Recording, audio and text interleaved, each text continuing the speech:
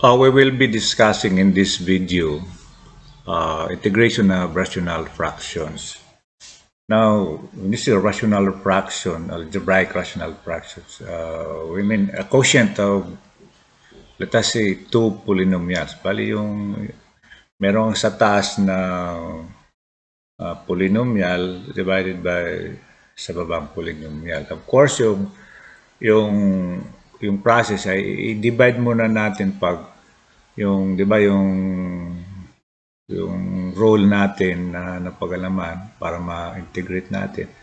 Pag yung highest power in the numerator is equal or greater than the highest power in the denominator, then you have to perform first division, 'di ba? Yung halimbawa, yung sa taas natin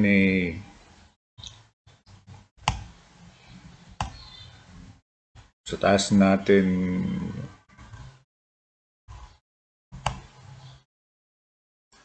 yung sa taas natin na function, alam mo dito, yung power niya, highest power niya is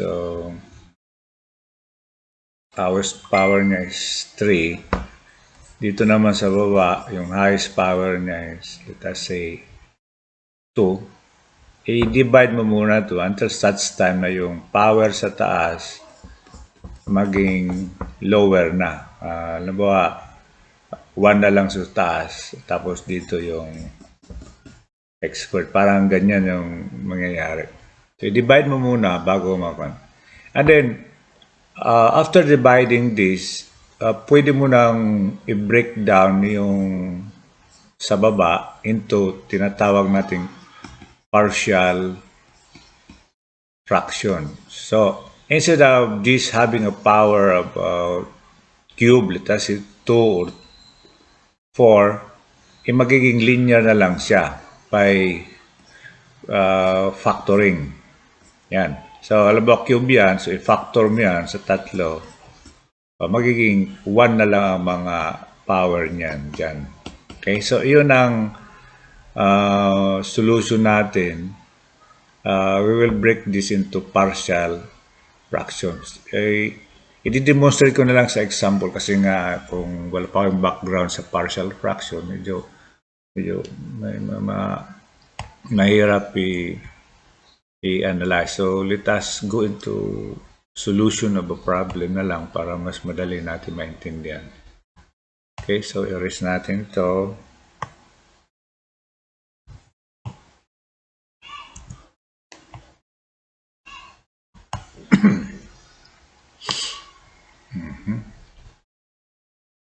So let us say we actually will be dealing with 3 types of fractions. Okay, yung una yung distinct linear factor. So yung unang pag-aaralan natin ay yung distinct linear factor. Kasi kuha tayo ng isang example, isusolve natin mamaya. 2x plus 11, ganon, over x squared plus x minus 6, okay? So, yung distinct linear factor, pag yung sa baba, yung denominator, ay na, kasi nga yung gagawin natin, i-reduce natin ito into linear factors. Okay? Kaya nga distinct, ibig sabihin, hindi parareho. Ano ibig sabihin niya? So, ito na, factor natin, di ba? So, paano tayo mag-factor nito? Di ba? Yung pag-factor natin, yung ganyan. Yung constant natin is 6, negative 6. So, mag-isip tayo ng factor. Ano yung factor? Yung, di ba, pag sabi natin factors, yung minumultiply natin na ito ang product. So, ano yung mga factor nito? 2 and negative 3 or negative 3 and 2, 6 a negative 1, negative 6, and positive 1. Lahat ito, negative 6, negative 6, negative 6, negative 6. Pero yung tatama dito pag factor mo, i-add mo yung dalawa na yan in such a way yung sum niya ay yung coefficient dito. So anong coefficient niya dyan? 1. Tingnan natin yung 6. Negative 6 plus 1 is 5. Dito 1. So hindi pwede ito. So cross out na to. 6 minus, this is negative, this is positive 5. So hindi rin yan kasi 1 yung hinahanap natin. Positive 1. Ito naman, negative 3 plus 2. Positive na to. Positive 3 times negative 2. Ano ba yan? So, this is 3 minus 2 is 1. Negative 6 naman, di ba? So, ito yung hinahanap nating factor ngayon. X plus 3, x minus 2. Kasi i-multiply mo yan, we have x squared minus 2x. Ito naman, plus 3x, di ba? Tapos itong dalawa is minus 6. Kaya yan, ina-add. So, yung factor niya, ina-add natin. So, mag-isip lang tayo. Mentally na lang. So, x squared plus x minus 6. So, di ba? Pareho lang. So, ganyan ang pag-factor. Yung hindi pa alam. Okay? So, magtithink ka lang ng number dito. Magtiting ka ng number sa yung constant dito, yung nagmumultiply na dalawang number, yung sum niya ay yung coefficient dito, yung b, di ba? Yung equation natin, ax squared plus bx plus c. So yung b, okay, pag inad natin yung factor nito, diba, dalawang factor, pag inad mo yan, dapat ang labas yan. Okay, so ganyan lang. So yan, ito yung sinasabi nating distinct linear factor. Kasi nga, x plus 3 and then x minus 2. Yung dalawang factor, linear na kasi 1 na to 1, ay hindi pareho. Now, yung tinatawag na partial fraction ay itong rational fractions, kasi rational fraction ito, ang tawag dito, rational fraction, dalawang polynomial, ito binomial over polynomial, ay dinidivide. So, ang tawag natin yan, rational fraction. Okay? Ito pala, pwede mo ito ma-replace ng tinatawag nating partial fraction. Paano yan?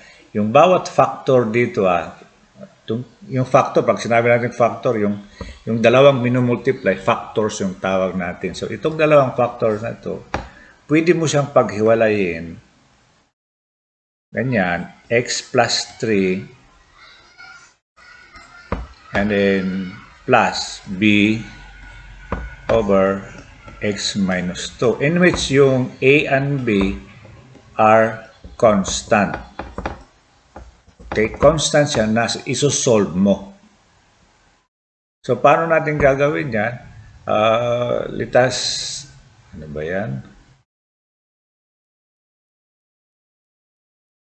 Okay, litas cross-multiply. Okay, so ganyan. Ito ang gagawin natin. Procedural naman ito. So, we have now 2x plus 11. This is equal to, so, cross-multiply natin. So, kung itong dalawa, siyempre, ma-cross-multiply dito sa dalawa. Okay? So, pag kinos-multiply natin ito, yung x plus 3, magka-cancel. Therefore, yung dito sa a, ang matitira ay x minus 2 na lang. Okay? Dito naman, pag ito, naka-cross-multiply dito, yung matitira na yan lang ay x plus 3. Kasi nga magka-cancel yung x minus 2. Okay, I hope na nakukuha nyo. Okay.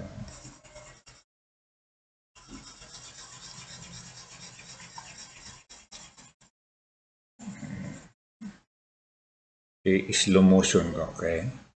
Kumbaga ito ngayon, 2x plus 11, this is equal to a times x plus 3, kumakalog yung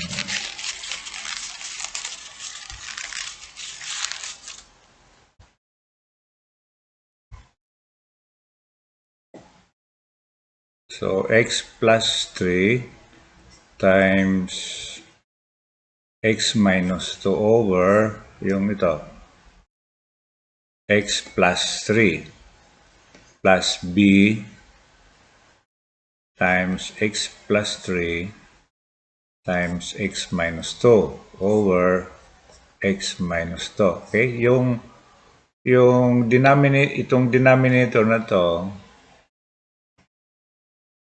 cross multiply natin dito sa lahat. Okay? So, dyan. Cross multiply natin. Itong nangyari. Okay? So, therefore, from here, sabi ko nga, magka-cancel yung, kumbaga, mental na yung ginagawa natin. Kaya naman. Nagbabaliktaran lang yan. Kung ito yung matitira. Pag dito naman, x minus 2, siyempre ito matitira. Ganyan, ito, cancel. So, ito na ang equation natin. Okay? So from here, isosolve na natin yung A and B. So, from equation, kasi kung lagay ka ng number dito, maglagay ka ng number dito, you're not changing the equation. So, if x is equal to, sabihin natin, positive 2. Okay? Yung positive 2 kasi, para 2 minus 2, para ito maging 0. Masusolve mo yung B. Diba? So, substitute natin. 2 times 2, substitute natin dito plus 11 is equal to A, 2 minus 2. Okay? Yung substitute natin yung value ng x, which is 2 sa x, plus B, this is 2 plus 3. Okay, therefore this is magkano to? 4 plus 11 is 15. Okay, this is 0. Ito naman ay 5b. Therefore, yung b natin is equal to 3. Diba? Ang ganda. So, sunod, para ma-solve natin yung b, yung a, kasi nga yung b na-solve na natin. We let x equals to, syempre, negative 3 para maging 0 yan. So, if x equals to negative 3, we have 2 times negative 3 plus 11 is equal to 8 times negative 3 minus 2 plus, hindi ko na lang sulat kasi negative 3 plus 3, this is 0. Okay, so 2 minus 3 is 6. Of course, this is positive 5. Okay? And this is equal to negative 5a. Okay? Negative, same sign we add. Therefore, a is equal to negative 1. Okay, so balik tayo dun sa, alam na natin na a is negative 1, b is positive 3. So, yung equation natin kanina, ayan, ito. Ito pala, instead of using this, ito na ngayon ang gagamitin natin. Okay, so, the problem na magiging ganito na. A, anong A natin? Negative 1 over x plus 3 plus b, which is 3 over x minus 2 times dx. Now, pag tiningnan nyo yung integrand, linear na siya. Wala na yung power of 2. And therefore, we can, anong solution nito? Diba? Logarithm na to. So, isa-assign natin. So, this is negative dx over x plus 3 plus 3 dx over x minus 2. So, napakadali lang, di ba? Yung integral of du over u is equal to ln u plus c. So, yung entire denominator, pag nasa taas, yung nasa numerator, yung derivative niya, we use logarithm. So, let us summon this. X plus c, what is the derivative? It's only dx, di ba? So, pasok yan dyan. X minus 2, derivative, dx. So, pasok na yan. Therefore, our answer is negative ln x plus 3 plus 3 ln of x minus 2. Okay?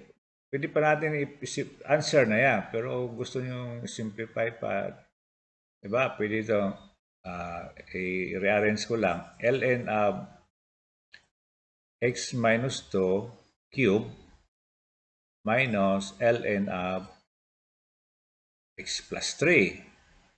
Okay, so, ano yung properties ng logarithm? Pwede mo i-combine yung dalawa, di ba? This is now ln of x minus 2 cube over x plus 3 plus c. Kung gusto nyo ganito, okay lang. Kung gusto nyo dito ka na, okay lang. Gusto nyo dito ka, okay lang yan. So, ganyan yung solution natin sa integration of rational fractions. So, we use partial fractions. Yung binibreak natin yung denominator into factors, linear factors. Ibig sabihin ng linear factors, yung minamultiply mo, pero yung power niya, 1 na lang. Kasi linear nga. Yung power ng linear line, yung line, di ba? 1 yung power niya. Pag nag-square na yan, ay medyo nagka-curve na yan. Yung cube, nagka-curve, ang daming tatlong bisis yan magdadaan sa x-axis. Yung power pala, di ba? Yung power, ilang bisis siyang dadaan sa x-axis. Kung dalawa, tatlo kang babalik sa x-axis. See? So, mag-solve tayo ng isang problem pa, diretso lang. So, let's take yung number 2. Dito sa Laban Rainbill. Dito lang kinukuha yung problem. Maganda naman yung mga problem dito. Simple, pero rock. Ayan. X minus 1 dx over x squared plus 5x plus 6. So yan, distinct yung topic natin na. So, ito,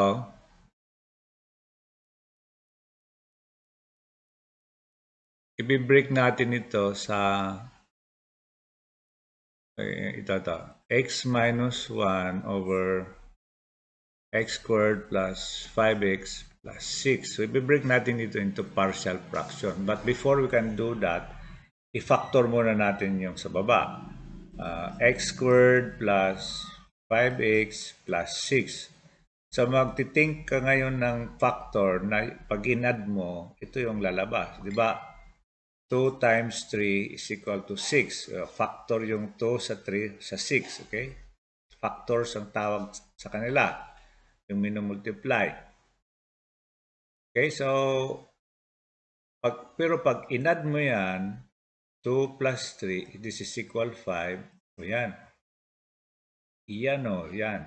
So, ibig sabihin, ang factor niyan is x plus, ito na, x plus 2 times x plus 3. Okay, so we can rewrite this as x minus 1 over x plus 2 times x plus 3. Oh, distinct siya kasi hindi ito pareho. Kasi later on, yung pangalawang topic natin, yung factor dito pareho, x plus 2, x plus 2, x plus 2 lang, cube. Wala yung x plus 3. So, pareho, repeated. So, in this topic, distinct, ha? Yung naiba. Ito iba sa x plus 2 ito, x plus 3 ito. Okay, so, we can rewrite this into partial fraction. Pwede ito pala palitan ng simple fraction x plus 2, okay? Mas madali kasi addition lang. X plus 3. And then, nabibreak natin, ma-integrate natin ito separately. Okay, so ayan na. Ito na yung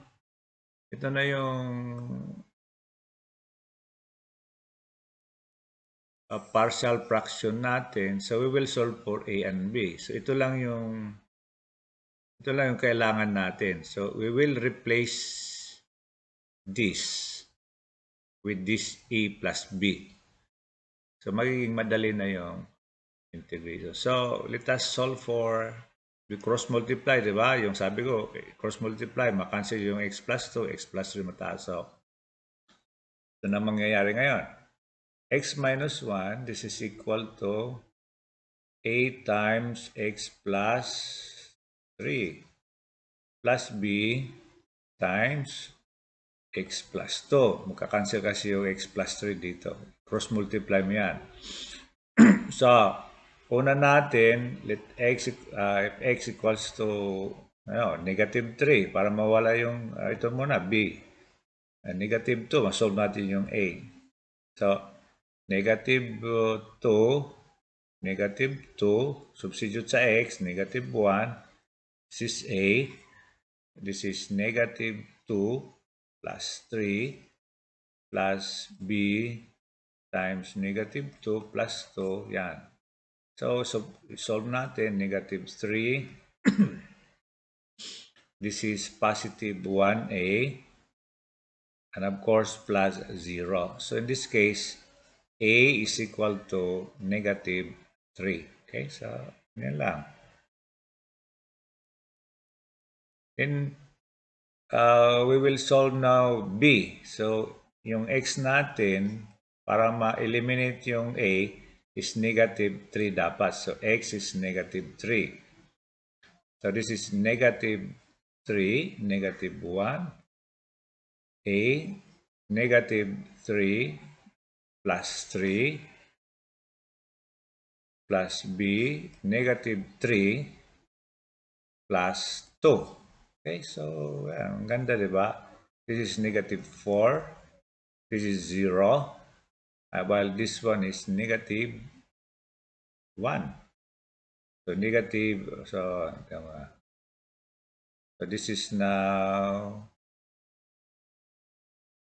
negative b minus. So 0, 0 minus na ito, b. Therefore, 0 minus b, okay? Therefore, we solve for b. B is equal to positive 4 na. Therefore, yung integral natin ay mapapalitan na siya ng ito na lang.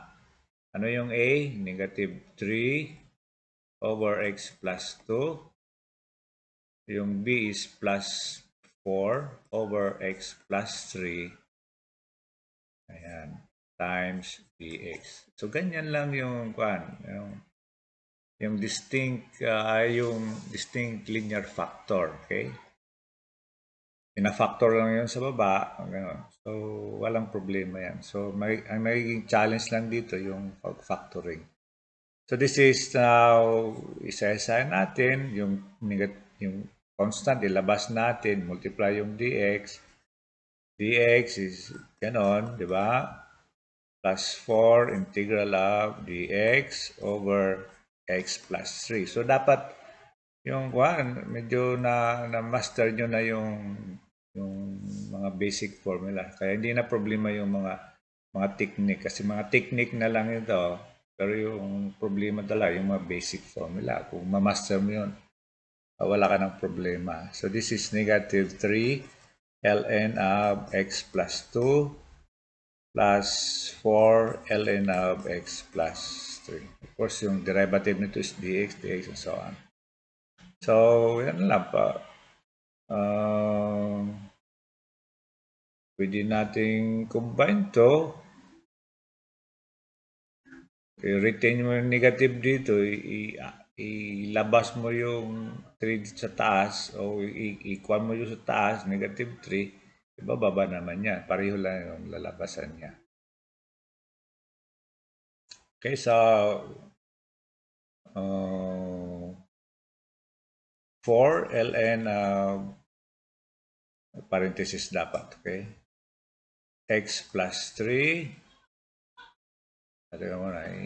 Gawin natin power, yung 4, okay? Diretso na. So, magiging 4 siya. Okay, minus ln of x plus 2 cube. Pwede plus ito, negative yun. Ang labas ng pareho lang. Pag negative power, bababa lang siya. So, kung plus, multiply, pero negative power, bababa siya agad. So, ito naman, pwede mo nang i-combine ln of x plus 3 to the 4th over x plus 2 cube plus the constant of integration plus c plus c. Okay, so this will end the discussion on integration of rational fraction. First case, yung distinct factors yung denominator. Distinct, ibig sabihin, no, hindi pareho.